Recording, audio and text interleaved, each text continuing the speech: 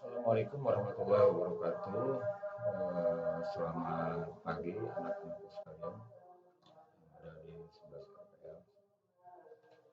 Berikut materi yang akan disampaikan hari ini yaitu model data relation yang pertemuan yang lalu sudah dibahas mengenai data relational. Nah, sekarang model data relational. Membahas struktur data relational key, relational, integritas, dan rasionalitas data relational. Yang Bapak akan sampaikan yaitu struktur data relasional, relasi tuple, atribut, karakteristik relasi, atribut dan domain, derajat dan kardinalitas relasi, key relational, dan integritas data relasional, integritas integritas entitas, referensial, domain, nilai atribut, data relasional. Mudah-mudahan kalian bisa dapat memahaminya dengan baik. Model data memperlihatkan struktur data dan karakteristiknya, kaitan antara data, batasan, dan transformasi data dengan tujuan untuk mendukung domain masalah tertentu. Model data relational sering disingkat dengan sebutan model relational. Pertama kali digunakan oleh Cole, yaitu pada pertemuan yang lalu sudah disebutkan, seorang peneliti di IBM Research Laboratory.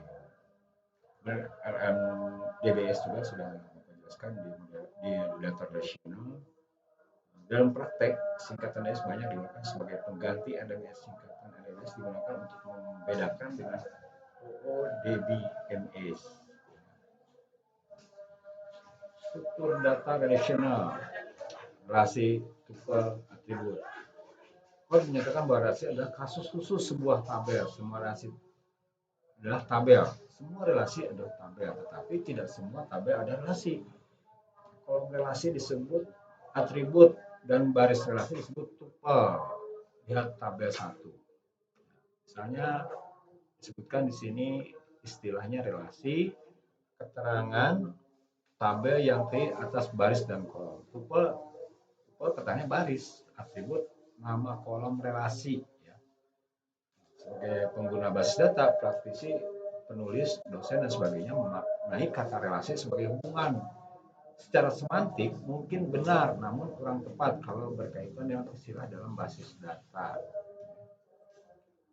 Nah, ini tabel 2 merangkum istilah yang berbeda untuk model relasi dari Connolly and Bakes ya, 2015 halaman 194. Istilah relasi alternatif nama lainnya itu tabel atau file, tuple baris, alternatif keduanya record, atribut itu kolom atau disebut juga field, bukan file ya, field. Karakteristik relasi meletakkan dasar model relasional dengan mendefinisikan karakter relasi menurut Connolly dan Beck sebagaimana terlihat dalam tabel 3. Ada 7 karakter relasi. Pertama, dalam sebuah basis data setiap relasi bermakna unik.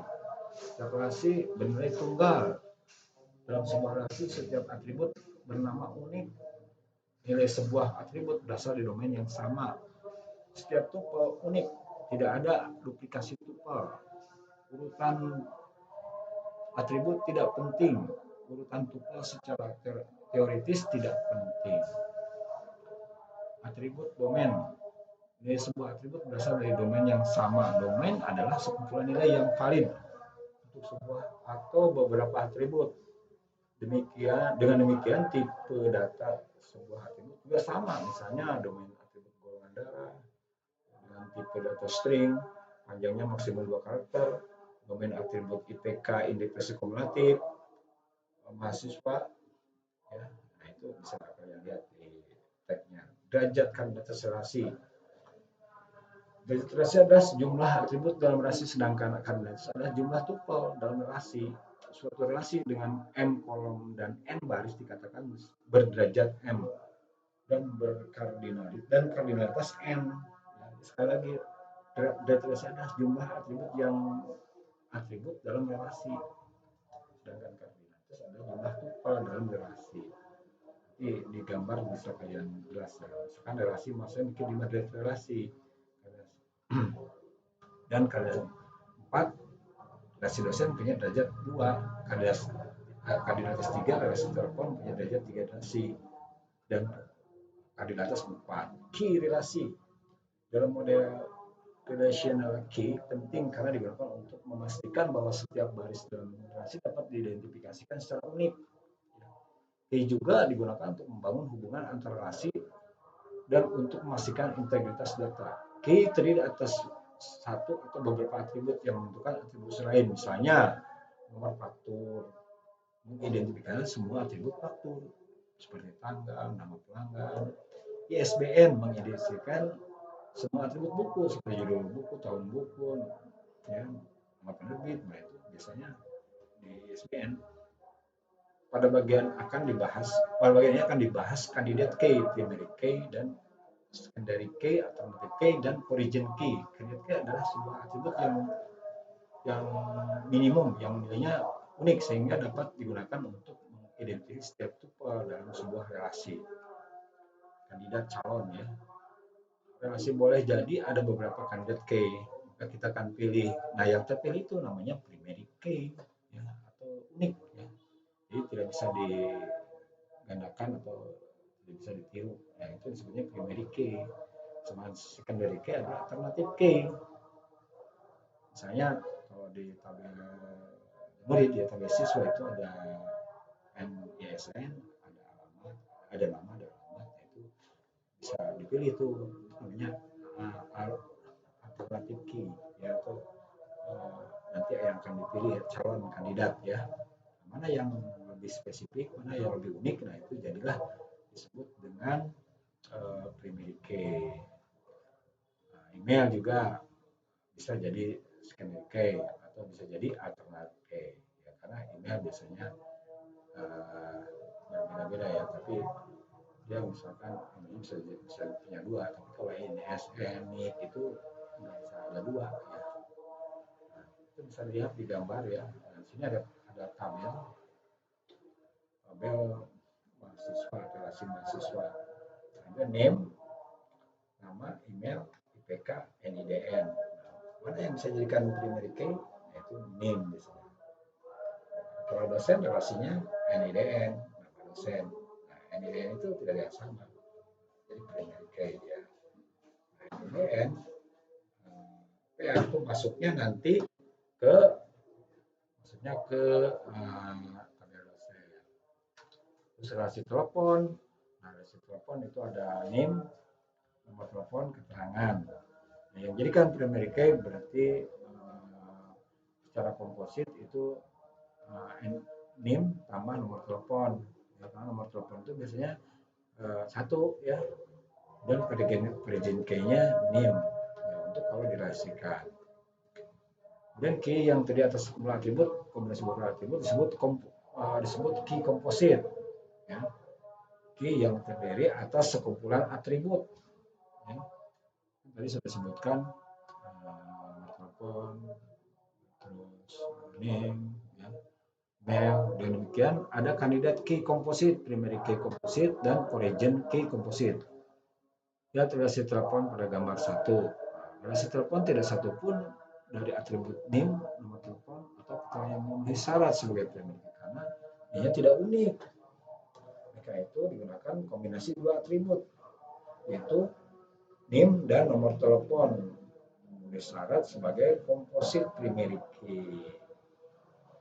Dan integritas data relasional, model data relasional mencakup beberapa jenis kendala atau aturan yang membatasi nilai dan tindakan yang dapat diterima. Tujuannya adalah untuk menjamin keakuratan integritas data. Kepada kendala integritas mencakup integrasi entitas, integrasi referensial, integritas domain, dan komunikasi. Integritas entitas, aturan integritas dirancang untuk memastikan bahwa setiap relasi memiliki primary key dan semua nilai datanya valid. Ya. Primary key tidak boleh kosong atau nol, harusnya nanti di dua tabel itu. Jadi primary key itu harus diisi. Integritas referensial dan model data asosiasi informasi dijelaskan melalui origin key. Ya. Kalian bisa lihat gambar yang tadi ya. Integritas domain, semua nilai yang muncul di satu atribut harus berasal dari domain yang sama. Kemudian keunikan atribut key. Keunikan atribut nilai atribut adalah nilai sebuah atribut tidak boleh ada yang sama, unik. Misalnya kandidat K yang tidak dipilih sebagai pemilik sebagai contoh atribut email pada relasi mahasiswa adalah secondary key atau disebut juga alternatif. Data nasional, penerbit buku, ID penerbit, nama itu sebutnya dengan tadi sebagai primary key, ya. Atau juga alternatif penerbit, nama buku ISBN judul edisi tahun terbit, pengarang buku ISBN edisi pengarang nomor relasi mahasiswa, name ini kan primary key, kunci utamanya kalau direlasikan berarti name dengan tambah telepon dia akan nyambung NIDN ke NIDN, ya. Contoh itu relasi. Nah, nanti praktekkan ya untuk menghubungkan antara tabel dengan tabel. Integritas entitas menggunakan kata kunci yaitu primary key. Demikian, mudah-mudahan kalian memahaminya.